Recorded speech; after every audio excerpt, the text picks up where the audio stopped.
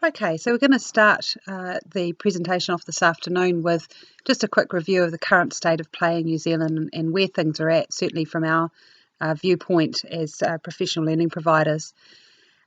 We've been really heartened by the increasing interest that teachers are showing throughout New Zealand around play, and particularly how to implement play in their classrooms and how to implement play that is reflective of the evidence base that it comes with. And we're finding that that interest is really in response to a lot of frustration around children arriving at school, being faced with enormous amount of pressures in their learning when they're simply not ready for it. We've got a lot of children arriving with low oral language and children who are demonstrating some more immature social and emotional skills as they come to grips with what school means and how to behave at school and how to get along with other people. We're also finding that teachers are really recognising the need for some of that high order creative thinking, problem solving, flexible thought and innovative approaches that the research is now linking as success indicators for the future, and particularly for our learners who are 21st century learners. So what are those skills that they're going to need out in the workforce that are really over and above those tools around literacy and numeracy? What will make them employable, and what also is encouraging some really high order thought and creative thinking that we need. Teachers are also sharing with us a frustration that because we are having such a narrowed focus now and on our curriculum, particularly around literacy and numeracy, that they are really paying lip service to covering those key competencies as the curriculum requires them to do, and that they are almost a knee-jerk reaction to some key competency coverage rather than having a really targeted and specific approach to covering those areas. Across the country, there are certainly pockets of schools now that are embarking on learning through play. We're being approached constantly by teachers wanting to go and visit other schools that are doing it really well, and we can say that everyone is really at the start of the journey. There are some slightly ahead than others. There are some that are trialling different things, but there are definitely strong pockets around the country that are showing an interest in embarking on this professional learning. We're also being approached by a number of schools to support them in a whole school approach to play, embedding play right through the school, and then obviously into intermediate, and we've even been approached to consider how it would look in a high school setting alongside the NCEA requirements, which is quite exciting. Okay, so what we talk about with teachers is when first introducing the idea of play, is that we get teachers to understand that there is not really one nice, neat definition of play itself, but rather play follows a series of characteristics, and it really is up to educators to be able to see that these characteristics in play and recognise that they have authentic or rich play before them. So we've got here the 5 characteristics of play that we share with teachers, and I just wanted to break them down briefly for you so that you understand how they look in action. So number 1 there is that play is self-chosen and self-directed, and this is really quite crucial as a first point of learning for teachers coming to implement play in their classrooms.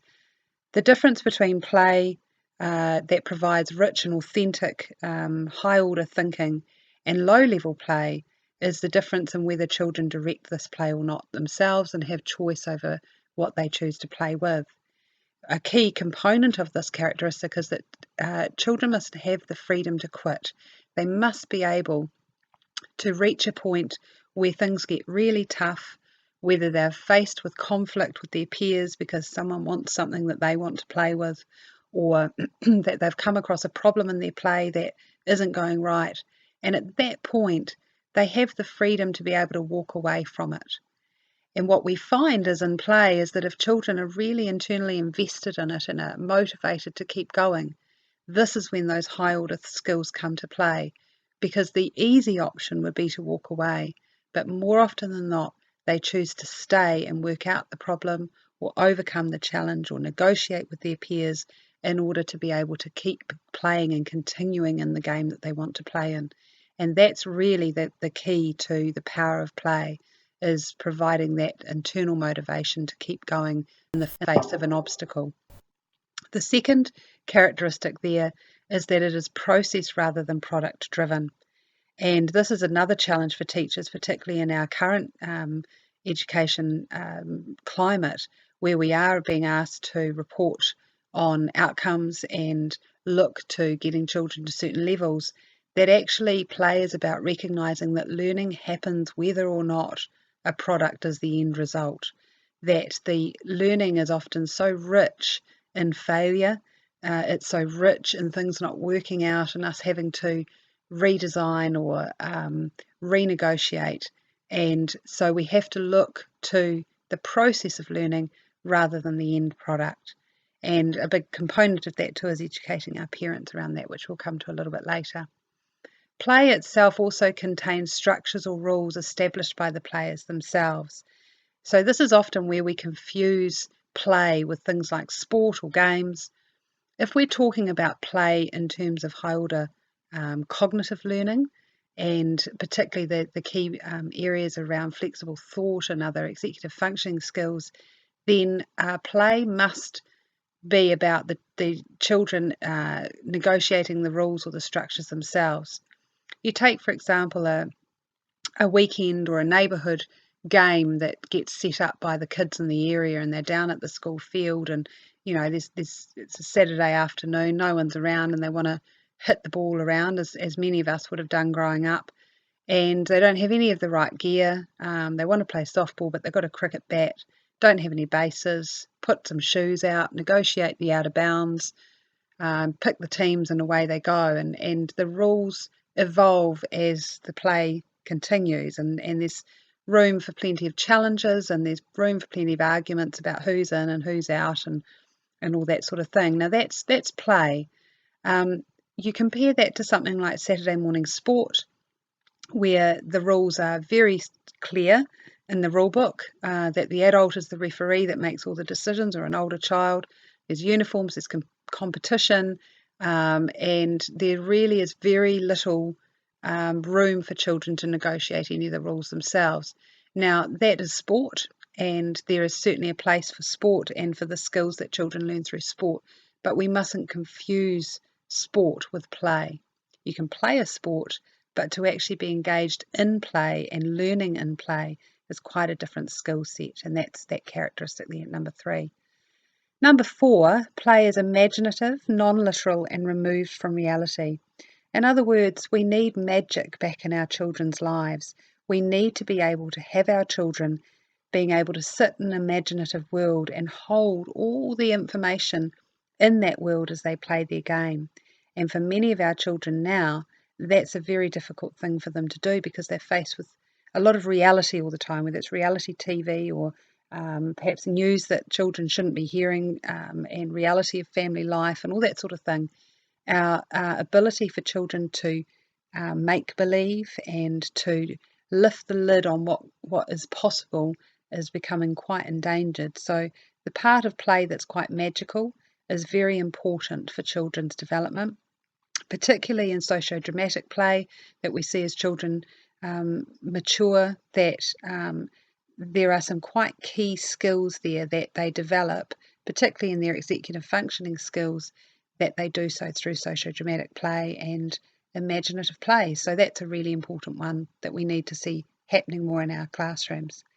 And number 5, it occurs between those who are active, alert, and non-stressed.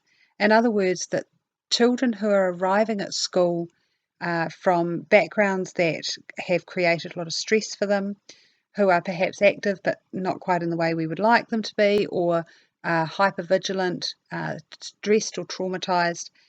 Many teachers are saying, my goodness, these children just cannot play. They go around destroying everything. I have to watch them all the time. It's really, quite a nightmare.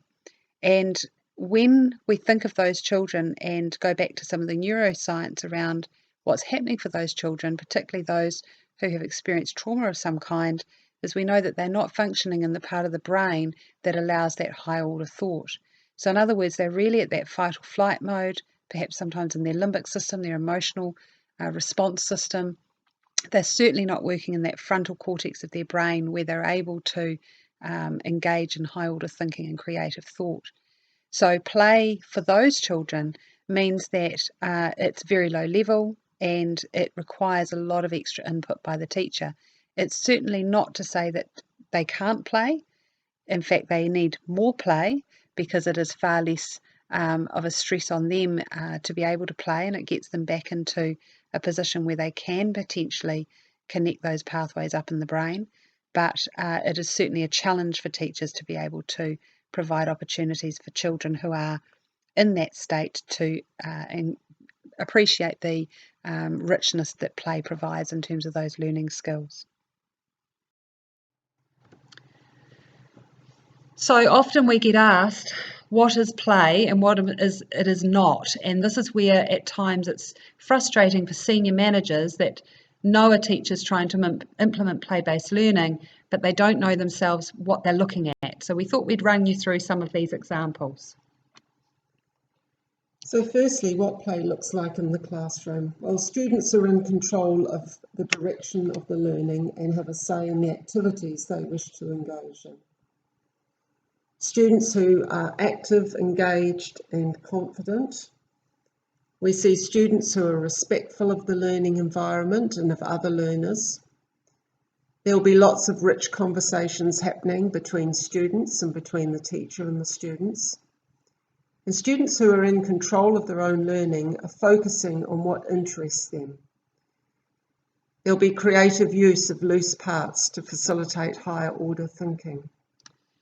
So one of the things that we suggest to senior managers who are watching and walking through classrooms that are full of play is that children who are engaged in rich play activities are very seldom off task or disengaged.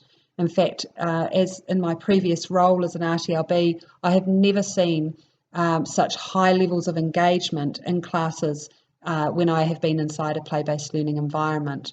So if the first thing that you're noticing is children milling about and disengaged or not directing their learning, then you need to be starting to think, is this play that's happening in the classroom? And often what we find is that when play is being teacher controlled and perhaps the teacher is directing the activities for students to follow, then that's certainly one way to shut the play down and the play opportunities down. Children who are in an environment where there is mess as opposed to productive mess, it doesn't also demonstrate that there is play happening in a rich way in the classroom. Children that are not showing a respect for equipment, that are not returning things, that are not taking care of equipment is not a play-based classroom. In a play-based classroom, noise is a factor. But there is a difference between noise and noise. Children who are engaged and excited and enthusiastic with their noise levels certainly are engaged in play, but children who are just making a lot of noise for the sake of it, that are showing a disregard towards others, that's not play in terms of what we're advocating. And as I said, a disrespect for the loose parts in the classroom of the resources, children that are jumping on resources and breaking them or throwing things about or treating resources in a way that is not careful, then again, that's not what play looks like in a classroom. The other thing that we shouldn't see in a play-based classroom are children sitting on computer games, children engaged in worksheets, and children engaged in structured learning centres. If you think about learning centres, it takes you back to the idea of who set the learning centre up, and are children obliged to have to go and do these certain activities as opposed to engaging in their own self-directed play. Computer games, while we recognise the importance of ICT in classrooms, there is a place for ICT as opposed to using that to justify a play program. Children playing on a maths game is not what we advocate as play-based learning. It might be that they're practicing maths skills and that's great, but we can't have teachers say, oh, they're playing because they're playing a maths game on the iPad. So it's just about making sure that we're very clear around what is play and what is not. And finally, loose or silly behaviour that shows a lack of respect for other learners. Teachers need to be able to get a bit of a compass for the way that the play is going in the classroom.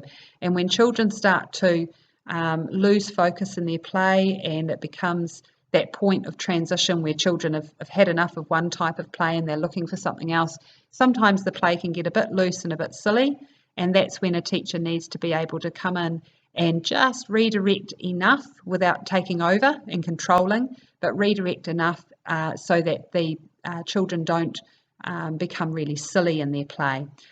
This usually can be managed with perhaps a natural break, or can be used to pull children down for a whole class activity for a moment before sending them off again. A natural break rather than a redirection to a task that the teacher has set for themselves. So that's just a rundown of some of the things that you would see in a classroom that looks like that is operating play-based learning, and some things to watch out for. Okay, so we're going to move on now. Firstly, just to capture what we've said here around those key characteristics of play. And Peter Gray, if you haven't read his book, we would really encourage you as senior managers to read it. He has a book called Free to Learn. He is a leading international researcher in the importance of play and self-directed learning, and certainly forms the basis for what a lot of teachers in New Zealand are now researching around play-based learning. He says that play, by my definition, is first and foremost an activity that is self-chosen and self-directed. It is an activity you are always free to quit. Activities that are chosen by teachers and directed or evaluated by teachers are not play. And when we play this slide to our teachers that come along to our workshops, you can always hear a bit of a sharp intake of breath when they start to realise that they really need to be able to be confident enough to take a hands-off approach when children are in play, and start to think about what their role is in supporting that play instead. And often that can be quite scary for some teachers, the whole notion of just stepping back and allowing children that freedom.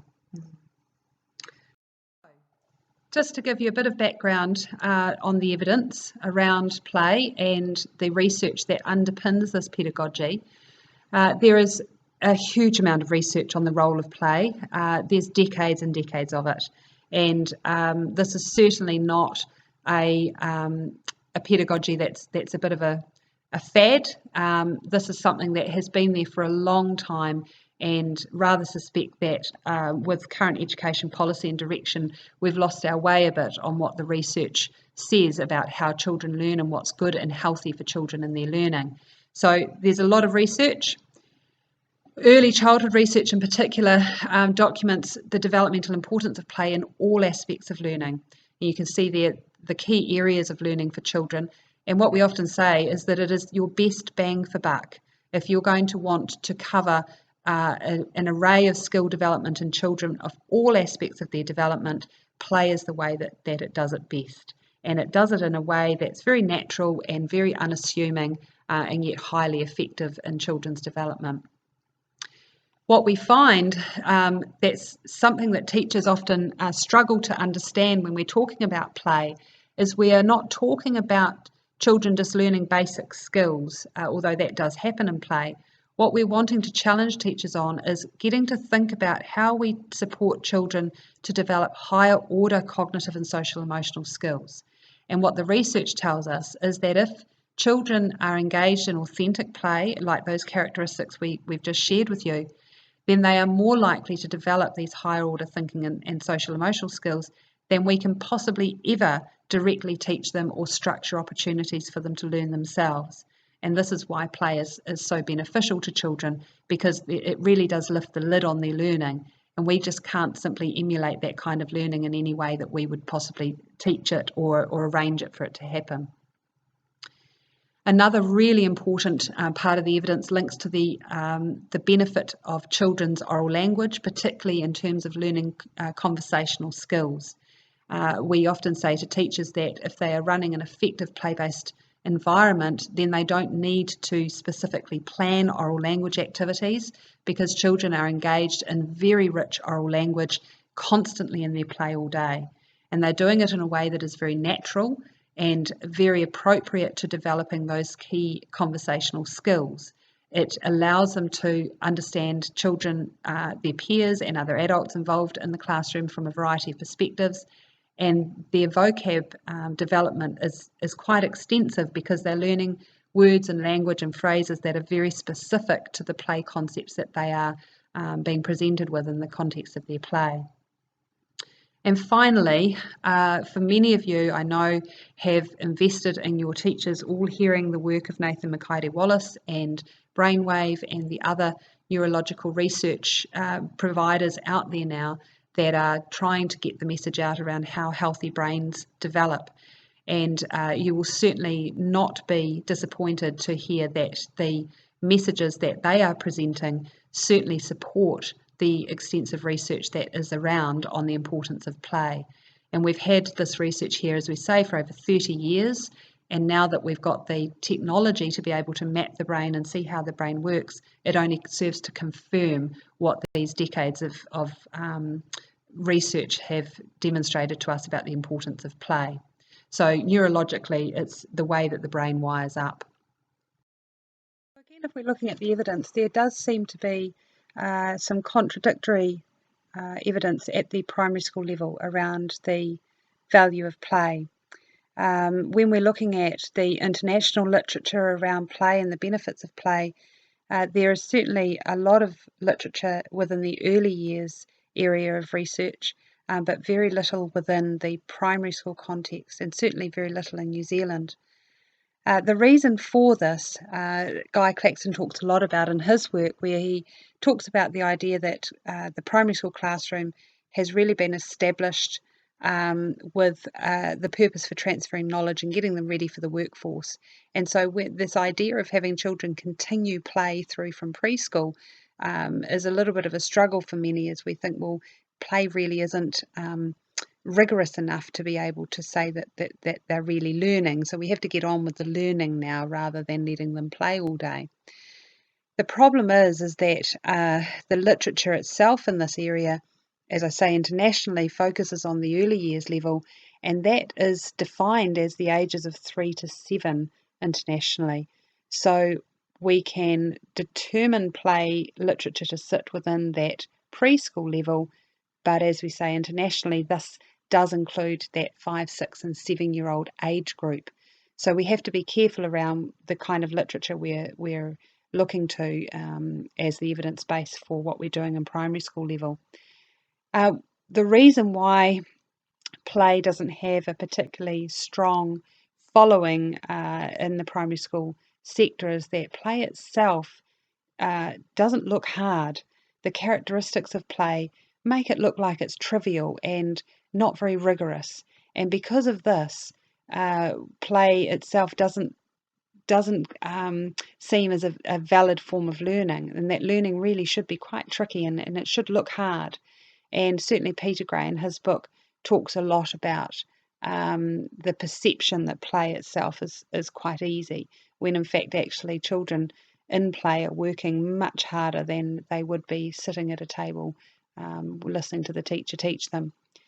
Another set of researchers, Hirschbasek and Galinkoff, raised the idea that the reason why we as educators and adults struggle with this idea of play as a form of learning is that we have two worlds as adults. That we have our work world where we go to work and we work hard and earn our salary and come home again. And then we have our play world. And our play world is the opposite to work.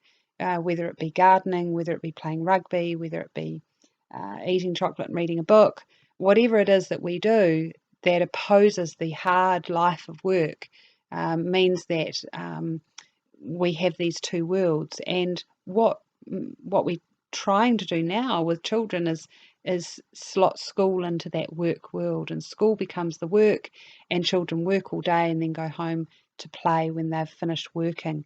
And unfortunately, for many of our children, they don't go home and play anymore, but it's also seen as the opposite to hard work.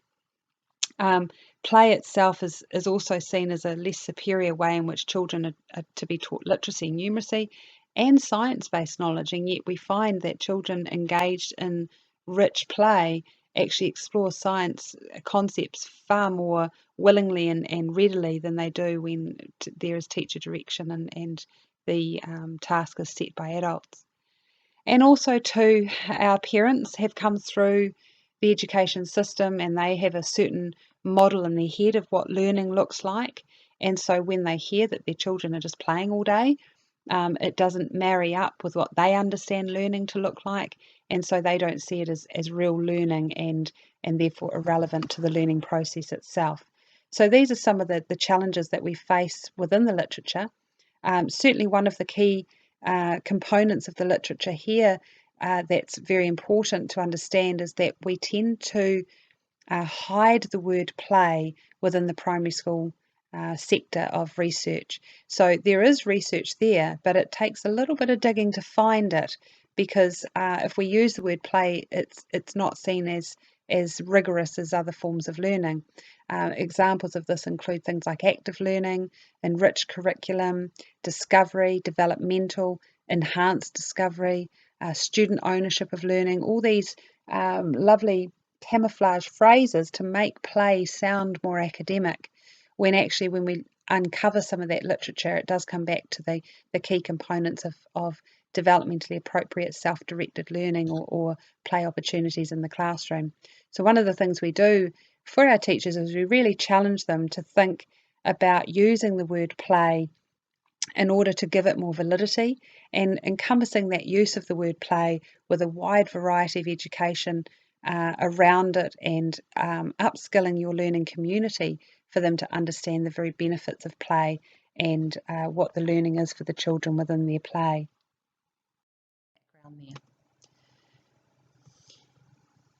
Okay, so what we advocate to teachers is that they really need to have a very good understanding of the developmental approach to learning. Play-based learning environments really reflect this. The godfathers of education research showed a fundamental need for students to learn through play in the early years. Now, the early years are defined as the ages 3 to 7. And we have to think back now to the work of Piaget and the stages of development that he worked on. So rather than viewing children learning in subjects, we need to think about children learning through their urges, or as some would say, schema, but we prefer to use the word urges. Children don't actually learn in subjects. They don't come to school and say, well, today I'm going to learn about the living world or the physical world in science. Children are governed by their urges, what feels good to them. So they encourage the neurological pathways to come online. Neural pathways grow through nurture and play. And biologically, play is the tool to ensure survival through the practice of skills and inquiry. And play actually is fundamental wiring. When children are active and involved in play, the brain comes alive, just literally lights up. Okay, so one of the things that you'll all be very interested in particular is the role of the teacher in play. And we're going to, a bit further on, talk about all the things that the teacher needs to know, but just to touch very briefly on the importance of the role of the teacher. One of the things that we really try to impress on teachers is that if they're adopting a play-based learning environment, they are not throwing the baby out with the bathwater. They're not coming away from our workshop and going back to their classroom and saying, right, we're just going to play all day, off you go, and I'm just going to sit here and watch. What we need to understand is that truly successful play-based environments have a balance between direct instruction and the self-directed exploratory learning that we are determining as play. And Ken Robinson talks about this as the art of teaching.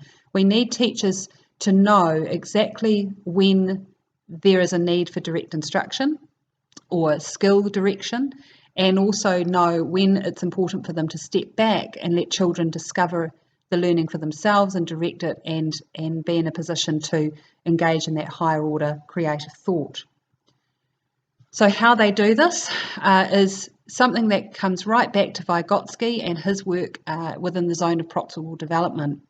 And it's about the teacher knowing that the child has used up everything that they know, and that them as the teacher is in a position that they may know slightly more, and they can just what we call spray and walk away to be able to lift that child's thinking just that little bit more. So the idea that they become a coach rather than the director of learning or the teacher within play is an important one for teachers to understand. And it is a real struggle for a lot of teachers new to this journey, is understanding when to step in and when to stay out and know the effects of that on the children's learning. So while we say that we really want schools and teachers to be able to use the word play and not hide it or camouflage it with other more academic terms, we do encourage schools to understand that the role of the teacher is to use guided play. And if they're going to say the words with any other kind of phrase, then this would be acceptable, because guided play in our minds indicates what the teacher's role is within the play. And for those of you that have invested in the Incredible Years program and you'll have teachers on that program, they'll be very well aware of these particular techniques here: descriptive commentary, academic, social and emotional coaching techniques. And these are key skills that are covered in the IY program, but certainly not owned by the program.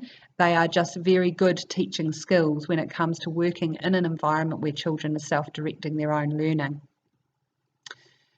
So teachers who facilitate opportunities for their students to collaborate, interact, problem solve and negotiate conflict will not only be relinquishing a level of control over to the students, but also providing an opportunity for children to have repeated opportunities in developing their social and emotional skills within the primary classroom.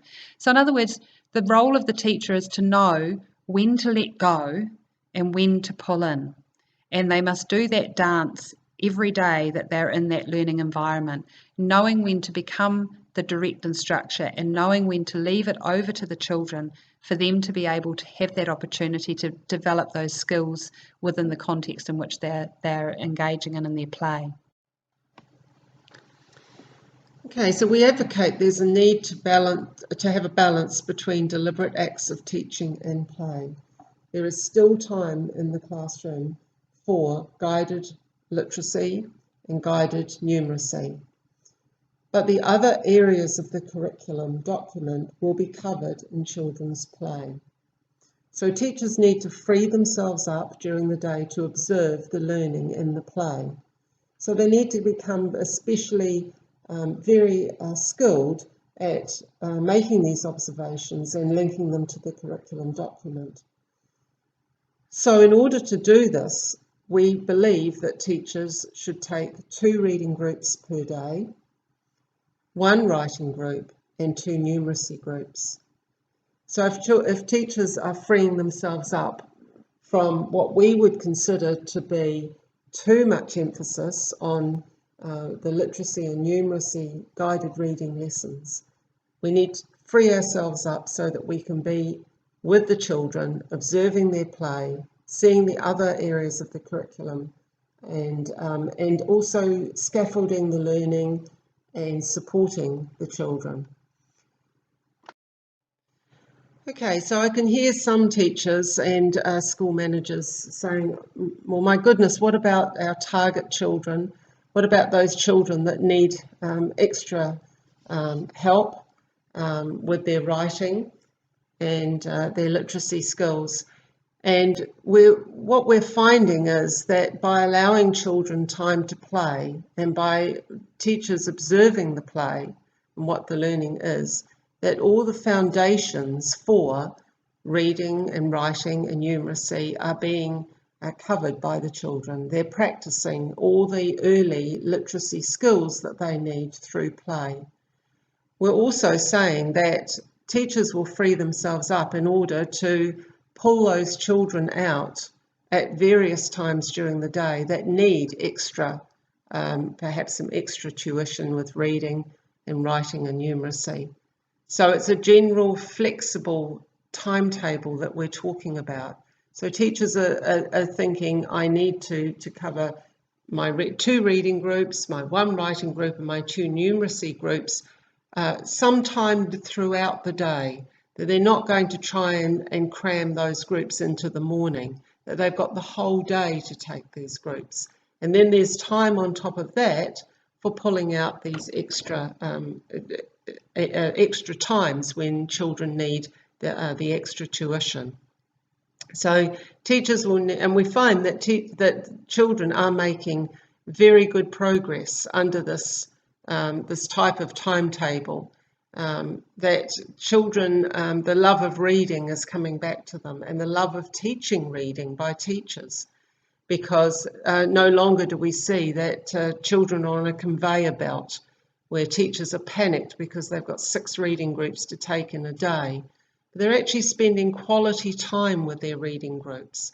They're taking up to 20 minutes for a reading group, and they're actually enjoying discussing the stories and having rich conversations about the reading, and actually reading for meaning and enjoyment, which is what reading is all about. With regards to writing, what we're finding, particularly with boys who tend to be our more reluctant writers, is that they discover a purpose for writing through play. And while they may have to engage in some guided and specific writing or deliberate acts of teaching with teachers, when they're writing in their play, it's because they need it, and they need to be able to write something. So they're asking how to spell, they're asking how to write letters, because it's so important to them in their play, and they understand the importance of accurate communication through writing in their play. We also find that children naturally in their play will cover all the different strands in mathematics. We do find, however, though, that there is the need to teach numeracy in a very direct manner, but all the other strands are well taken care of when children are playing. So teachers need to take a critical look at their timetables to allow more flexibility and to free themselves up. And we actually say to teachers that your day should follow a natural rhythm, so that you take a guided session and then you're out with the play. You're in amongst the children in the classroom, observing and perhaps helping those children that cannot play by modelling, working alongside them and scaffolding and supporting them. And then you're back taking a guided writing or guided numeracy or guided reading group. And then once that group's over, you're back out with the play again, and then back into guided deliberate acts of teaching, and then back out to the play. And this is the natural rhythm of the teacher's day, right throughout the whole day, not just in the morning, but through the whole day. So teachers need to observe and assess the curriculum areas that students are involved in during their play. And they can only do this if they free themselves up. As senior managers, it's important when you're coming around to be able to notice a teacher who may not be engaged in children's play, but is sitting there with a notebook and a pen, or with a camera or an iPad recording, because they are doing their assessment of the play. And that's really important to remember, that part of a teacher's role is to be able to sit back and record what's happening and capture student voice, and then report on it in terms of a narrative assessment, so that they're able to then link it very clearly to the curriculum areas that the child is covering in their play. And some of the feedback that we've been getting from teachers is that they actually feel really guilty doing this, because they feel that they're being misunderstood, perhaps, as to why they're sitting and observing so much.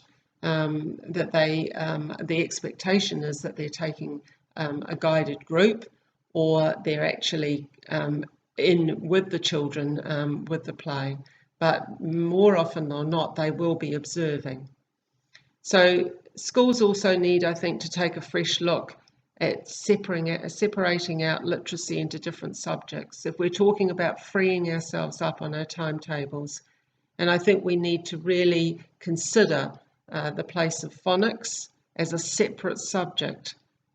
We would say that phonics belongs in literacy, and it's more meaningful for children when the teacher is working alongside a child that needs specific phonics for either their reading or their writing, that it's taught there and then. The same for handwriting. So just very quickly to touch on the resourcing of a play-based learning environment, the theory that underpins the resourcing of such an environment comes back to the theory of loose parts. And what we say to teachers is that if you are spending a lot of money on resourcing, then you're probably not buying the right stuff.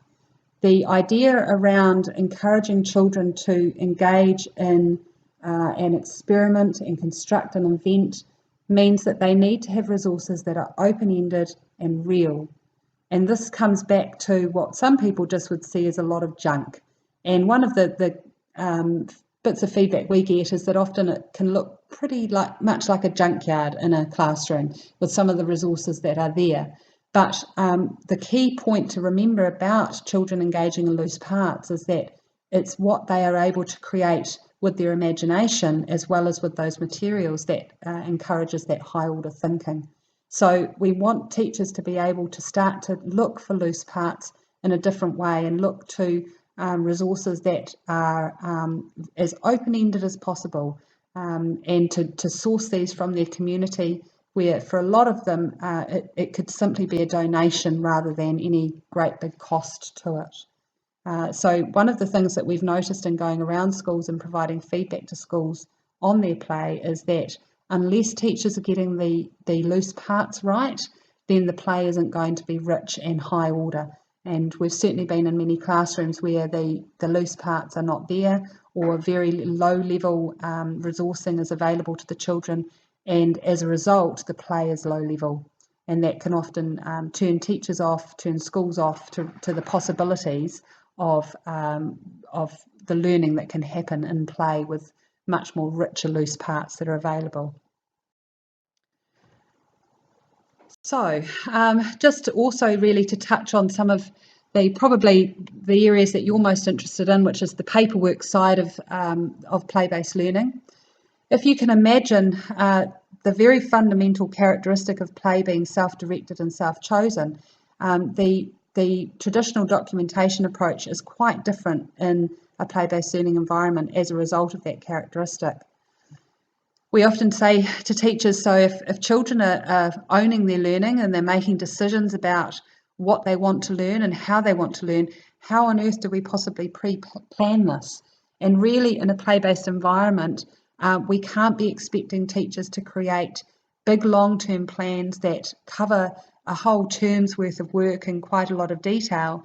What we need to do is start to think about, well, perhaps rather than planning in that way, we need to start thinking about responding and being prepared for the learners through our planning in a different sort of way. So what we ask is that teachers start to think about anticipating learning, but being highly flexible in their planning. And I know for a lot of schools they have particular themes, and particularly those who are inquiry-based schools, they have a whole school inquiry approach or a whole school question that they're investigating, and that's absolutely fine. But in a play-based environment, a teacher needs to be able to be flexible enough to veer off course if that's where their children want to take them with their learning. And so any planning that's done can only be anticipatory rather than structured and rigid and this is the way it's going to be done. So that presents somewhat of a dilemma for teachers, and certainly when they are in a school where they're required to hand in planning and demonstrate that they've planned out 6 or 8 or 10 weeks in advance, when really at the end of the day, the planning should be shaped up around certain interests or themes that are coming through in the play that they've observed. The planning needs to be able to show teacher reflection on, for example, if they've got a bunch of students that are really into cars, what they might be going away and sourcing as teachers to provoke that learning and that discovery a little bit more around that theme. So it's quite a different way of planning. It also, as I've said, isn't necessarily governed by a theme or a topic, but also around the key competencies. In play-based setting, it's really important to acknowledge these key competencies in the planning, and it really does come to a fore. Teachers need to be looking at the play that's happening in front of them, incorporating student interests and the schema that they're seeing, as well as potentially key competencies that need developing. So one of them very early that comes to mind is sharing, and children sharing resources and knowing how to communicate to each other when they want to have the same resource as their friend. And so that becomes an area of planning that teachers would incorporate some direct teaching in and deliberate acts of teaching, as well as their coaching and commenting within the play. So the planning is much more reflective rather than forward planning as such. This planning, as I said, should reflect their student urges. It also should look at how they might be able to facilitate further opportunities, and this then leads to the use of what we call provocations. So, for example, if a child is particularly interested in or demonstrates a rotation urge, they might be quite keen on things that go round and round. They might like to spin themselves, they might like to be rolling things around the floor. And so it's around the teacher recognising that that is a key schema in the play that's coming through, and how they could potentially provoke that a little more.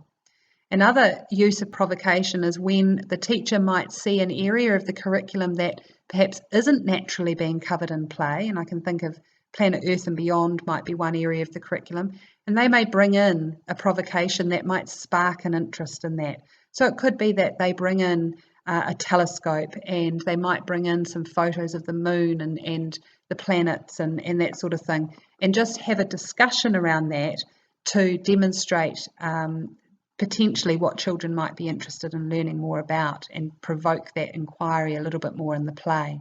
So that's an area of planning that needs to be incorporated as well. What we really encourage teachers to do, rather than spending a lot of time on planning, which could happen or not if children are directing their own learning, is we want them to be able to actually spend more time on documenting what is happening and analysing it against the curriculum and reporting on it. And this is very fundamental to a successful play-based environment. So we have a diagram here that we show to teachers around what they need to be incorporating in their documentation in order to really respond to their students' individual needs. The first thing that they need to be able to do, as we said earlier, is identify the developmental stage, this one right here. And so part of this here is that they need the developmental stage knowledge. They also need to be able to identify those urges or schema that's coming through in the play. They also need to be able to identify the functional types of play. Is there a lot of construction in the room? Is there a lot of socio-dramatic play? Have they got a bunch of kids that love language play or exploratory play? Once they have got those three bits of information or data around the type of play and what the children are exploring in their play, then that becomes part of their planning, and they respond to that by becoming prepared in their classroom down here with teacher resourcing of the play. So that assessment data in those first three boxes there informs what they get in terms of their loose parts in the classroom and what they might provoke in terms of their discussions as a class. Once they've resourced it, we should hopefully see some authentic play, and the teacher teaches through this play either as the guide, as the coach, or as the observer in the play. And also while that's going on, they are then assessing the play as well. So it is becoming a formative assessment as they go through, and they're recording this assessment in narrative assessment format. And many teachers are unfamiliar with this process. There are some documents available down the back of the chair around how to do narrative assessment, and it's something that teachers are just starting to come to grips with around not only how they narrate the play that's happening, but how they analyse it against the curriculum and demonstrate the very clear links that are happening in the play to the curriculum. And we're saying to teachers that please don't think that they have to change their way of documenting and assessing and planning their literacy and numeracy, that this is just pertinent for play-based learning, for the actual play that's going on in the classroom. So we wanted to, first of all, look at some of the myths and mysteries that we encounter from teachers and from schools as they consider implementing play-based learning in their school environment. And we've come up with some of the list here for you, and we'll just go through and clarify so that it sort of debunks the myth a little bit. So the first one there is that learning through play means free play. It means that children just muck about all day and that the teacher really does very little in terms of work to support the children in any way of learning. This really is quite a myth. For teachers to be able to um, implement a learning through play approach, they really are choosing that really hard approach. It should be hard work. It's not easy by any means. And the teacher's role, as we've suggested earlier, is really critical to the success of the learning that goes on in a play-based environment. The teacher herself needs to be really responsive to the assessment data that they're gathering through observation, understanding the children's developmental stages, and knowing when to drop in, when to guide the learning, when to step back and let the learning happen naturally, and certainly reinforcing the expectations that they have around behaviour or the classroom management. So it really is quite a dance that teachers are doing throughout the day. And we often say to teachers at the end of the day, you should be exhausted with the level of work that you're doing in your role as the teacher in a play-based environment. And it's certainly the feedback we're getting from teachers that it is blooming hard work. The second myth or mystery there, for many teachers, they worry that they can't teach literacy or numeracy during those deliberate acts of teaching time because there's constant distraction. That it's loud, that kids are coming to them all the time and interrupting because they need help to solve a problem, because children aren't playing cooperatively together or can't play independently together.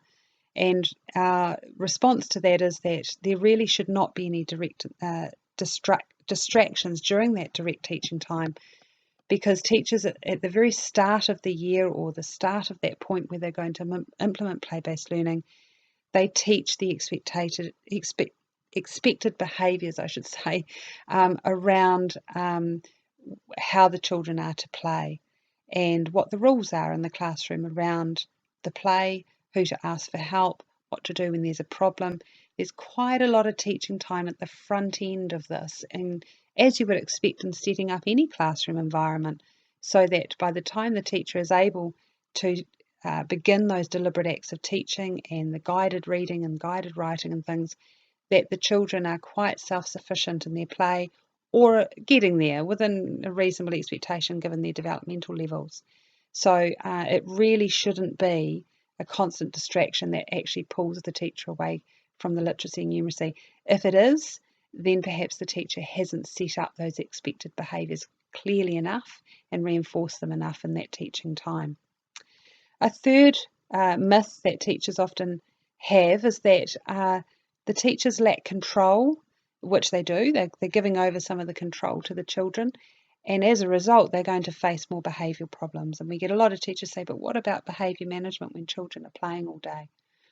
Well, for one, I've certainly noticed in every classroom I've been in that is a rich play environment, I've seen the highest levels of on-task, engaged behaviour that I've ever seen in my time observing children in classrooms.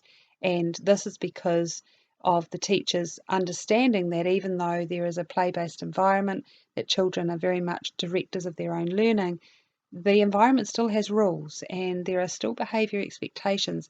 In fact, these behaviour expectations linked to key competencies or to your school values or habits of mind or whatever focus you have in your school are actually reinforced even more so during play, because you have the opportunity to do this as issues arise within the play.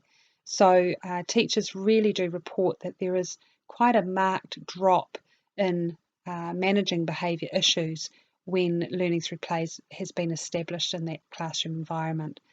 And it really shouldn't be quite as such a problem once it's set up well. Classrooms are loud and noisy.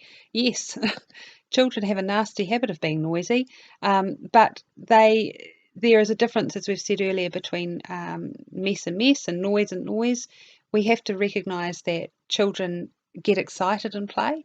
They do make a lot of noise, but they also need to be taught the expected noise level as you would do in a traditional classroom setting, so that they are learning to be respectful of other learners in that learning space as well, and that they're not to shout across the room, they're not to yell in their friend's ear, that's not how we behave at school. And these expectations are taught just the same as a traditional classroom. And if they aren't understanding it very well, then the play gets stopped, they'll get called back to a whole class sitting time, and the rules get reinforced once again before they go out to their play. The nice thing about play is that it provides such a hook for children to want to do what's expected of them so that they can get to their play. It's such a motivator. So they really learn to self-regulate much quicker than what you would see in a traditional classroom space where children don't have that agency themselves. Classrooms are messy, and students show a lack of respect for their environment. If the classroom is messy and if there is that lack of respect, then once again they need to be taught how to respect it, and they need to know the difference between mess, which is going to happen in a play-based classroom, but there's mess and then there's chaos, and mess in terms of glue everywhere and scissors and just chaos, and that's not a play-based environment. So again, they need to be taught, they need to be modelled, there needs to be some good systems in the classroom so that children aren't expected to pack up every 5 minutes of the day. They don't like doing that either, but there is a pack up time, there is a returning resources to the right spot, and children learn how to manage themselves in that space and respect the resources in their room as well. And once again, they're so invested in it, they love it, that they want to get it right so that the play can continue. The next one down there, play-based classrooms are costly to resource. Well, as we've said earlier, if your team is spending a lot of money, then it's probably not the right resource. It shouldn't cost a lot of money.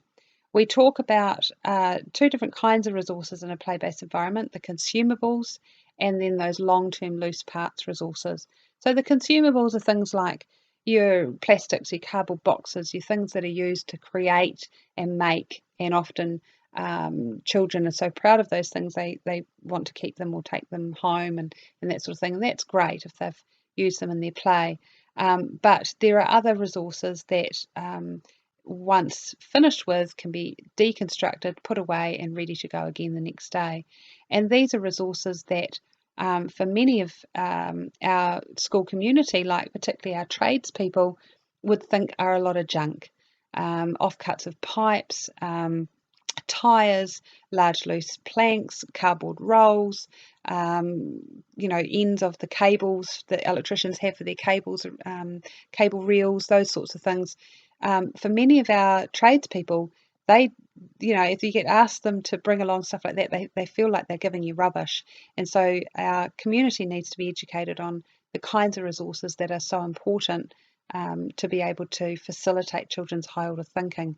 So again, those large loose parts, small loose parts, you just don't need to spend the money if you know who to ask and get a focus going on collecting good quality loose parts to come into the school. And finally, that last point there, that this myth that teachers who are in a play-based environment just let their children play all day, and they don't really know what the children are doing. They're often unsupervising them, and there's very little awareness around the learning. And in reality, often our teachers are saying to us, gosh, I feel really bad. I'm not in with the children, but I am sitting here and I'm listening and I'm observing, and I'm working out when it's the right time for me to step in, or when I need to let this play just carry on a bit longer first. And so what we need to be able to do is allow our teachers the opportunity to do this without judgment, and know that they are engaging in assessment when they're sitting back and watching their children, and doing that formative assessment around when to spray and when to walk away. And also too, you need to know, as we've said much earlier, that whether a teacher is doing this or whether they are disengaged from that process and just allowing free play to happen. We have to be careful that we don't confuse the two. So we've covered the myths and mysteries, so some of them, certainly not an exhaustive list, but we did want to cover now with you some of the actual barriers and challenges that we're hearing from teachers that they face as they go to implement this approach to learning in their classroom. The first bullet point there we've got is about a misunderstanding about how students learn, in particular a lack of knowledge of children's developmental stages. As we move about the country, we ask teachers to bring along their class lists, and we provide them with some information around developmental stages of learning and cognitive development. And we ask them to think about their students that they've got this year and place them on this continuum. And very few teachers are able to do this successfully. And yet they all acknowledge that if we were asking them for literacy levels or numeracy levels, they could do it without question. And what it demonstrates is that teachers really don't have a confident understanding of the developmental stage that their children are at and the key features of those stages, which then in turn encourages that mismatch between what the teacher's trying to teach and what the child is ready to be able to process. So one of the key barriers that we need to address is our teacher knowledge of developmental theory and also their knowledge in particular of where their individual children sit on that developmental continuum. And this is really key to them being able to then assess those children against the appropriate areas of the New Zealand curriculum document. So that's one key area. A second challenge that faces our teachers and schools alike is the mismatch that we have between the national standards documents and the New Zealand curriculum.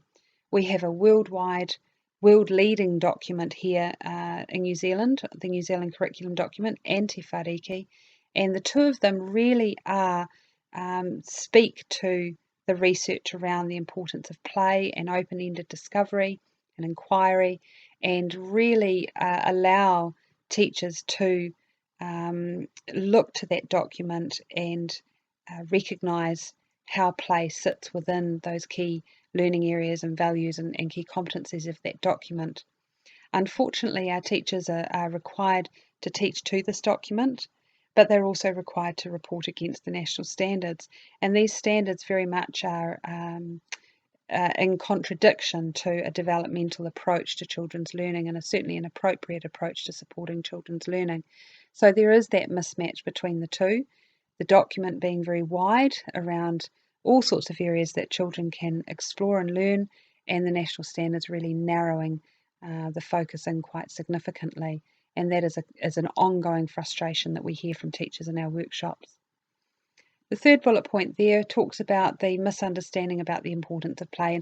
And really, this is just, as we've said very briefly in the research, getting our learning communities to understand the value of play and what play means in terms of learning, that it's not just play. And we need to be able to see the learning happening in the play and be able to then educate our community on that. So it's important to be able to understand play, to know the research and the evidence, and then communicate that to our wider learning community. The fourth bullet point there really follows on from this. One of the strong areas of barrier that our teachers are communicating to us too is the parent resistance. Certainly not in all areas. We get a lot of reports of parents that are really quite excited about play and are very supportive and are certainly wanting their children to have more play and to have more of that childhood that they are hoping for their children. But there's also areas of the community that, as we said, don't see play as a valid form of learning and don't want their children at school playing all day when they could be learning and getting ready for life. So we encourage teachers to, wherever they can, take responsibility for educating their parent community, whether it's information in school newsletters or on blogs, whether it's through their narrative assessments that they're doing on children's play, encouraging teachers to engage in that narrative assessment with them and filtering through important bits of information about research, providing posters around the classroom that shows photos of the children in play and linking it again to the curriculum and what the learning is while children are engaged in this play. right through to parent evenings. We've certainly supported teachers to run parent evenings and been there to help them justify what they're doing with the literature. So there's a wide variety there, as you would with any curriculum area. As you are required to consult with your community, that's another area that parent education needs support in as well. The fifth bullet point there is the skills really that teachers have. And I hope we've got across the message that this is a very skilled practice, that it's not an easy option for teachers to choose. And so one of the things that has to happen right at the very start is that the teachers need to not only have quite a significant mind shift in terms of their practice, but they also really need to know that curriculum document. And again, as we've been in our workshops around the country, we've noticed that teachers aren't confident in using that curriculum document in the way that a play-based approach requires them to do. Traditionally, they are required to select out a piece of the curriculum that they then plan for, and they deliver and they assess. In a play-based environment, they have to be able to notice the curriculum in the play and link it in almost the reverse way to what they've been trained to do. And because of this, they need to know what they're looking at. They need to be able to see two children playing in a certain way and remember back to the strand of the curriculum document that applies to. And when it starts to come as automatic as that, then you know that they've really got a good knowledge of that curriculum document. And as I say, for many of our teachers, they just don't have that knowledge as yet. So they need quite a lot of support in that area and a lot of practice to do that. And finally, that final bullet point there is around understanding the importance of children knowing that learning happens everywhere all the time. Too many of our children now are seeing learning as the four walls of the classroom. And when they're not at school and not in the classroom, then they're not learning. And one of the key components that we advocate in our workshops is that teachers need to get children outside. And we're not talking PE lessons, we're not talking morning tea or lunchtime. We're getting them to understand that there is an outdoor learning environment as part of their school day. And this might be simply just being able to play outside in the garden, outside the classroom, right through to exploring the school environment and knowing where to locate things in the school and how to play in certain areas. But whatever that looks like, we have to recognise that children need the opportunity to learn in the natural world. They need to be able to move and explore and be active learners outside and not be sitting down inside a classroom or even just being in a classroom the whole day and not seeing the sunshine. So teachers find that very difficult to understand and let alone to manage, particularly when we're in a lot of school environments that don't have that easy indoor-outdoor flow, or teachers can't supervise children in a certain way or can't cite them. So that's certainly a barrier that is an ongoing one for many teachers, is how to manage that. We do suggest to teachers that if they can't facilitate that indoor-outdoor flow of having children learning outside when they're inside, that they take everyone outside for 20 minutes a day and they all go exploring together and they resource their play outside in a way that allows for that rich, large, loose part outdoor play. Another component that we ask teachers to do in that outdoor environment is to recognise some of the values of the curriculum document, including ecological sustainability, as well as the learning areas around the living world, and recognising that the document has been written for children to explore this in the natural context rather than learning about it artificially in a classroom. And so we explore that in quite a bit of detail in our workshops as well. So what can you do and how can you support the implementation and sustainability of play? Well, first of all, it is a big journey for our teachers, and we say this to teachers right at the start of all our workshops, that it's not a program. Play-based learning is not something you can go away to a workshop, buy the book and implement the next day. It is a huge journey, and it begins with quite a significant mind shift for many of our teachers. So they really need the freedom to be able to explore play-based learning. The schools that we've come across that are working well are those ones where the teachers have been said, go for it. You've got a year, see what you can do. Don't worry about the other stresses. We're going to pilot this. We're going to explore and see what you can learn and see what you observe in the children in the process. And then let's review it again at the end of the year. So they've taken a very experimental approach for a finite time period. You yourself need to be aware of the evidence, and we've really only shared very briefly in the short time we've got you just some of the key points of the research. But as I've said, there is a lot there, and anyone who's particularly interested is welcome to contact us, and we can share some more research with you and point you in the right direction. But you just have to look online to find either the research articles. There's also a myriad of YouTube clips and video from people who are also advocating this internationally as well. So it's really important that you make yourself aware of that.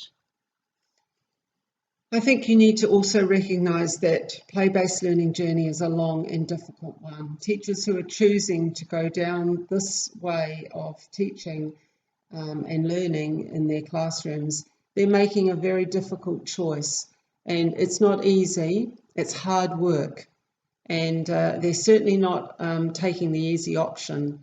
So we need to understand that. We need to know what their next steps are. We need to be very mindful that it's a pretty bumpy journey, and at times that they will they'll wonder what they're doing, and they'll be questioning themselves all the time.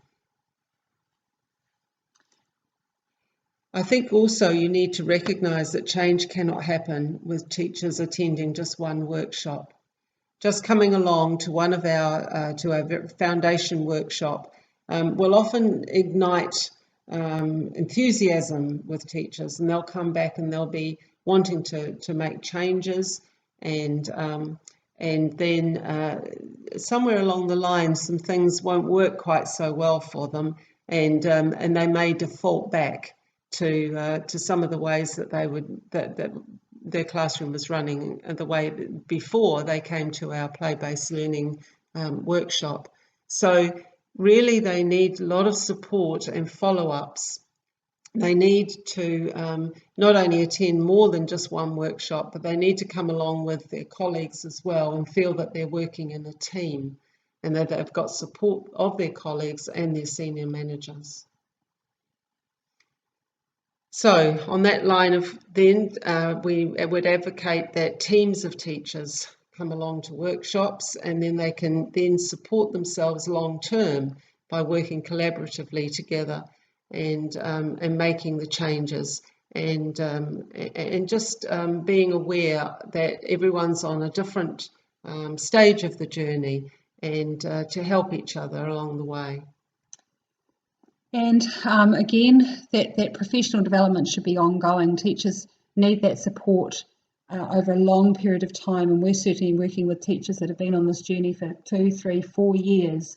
And while they certainly can demonstrate good progress and demonstrate that they've got play-based learning working really well, as they progress to that next level, they meet new information or new challenges that they're ready to overcome, but that it just demonstrates how complex the pedagogy is. As Linda said, it's by far the hard path that they're choosing to go down. So that professional development and support, whether it is just simply networking with other schools, being able to liaise online with other teachers that are involved, however it is, they need to be feeling that they are together in this.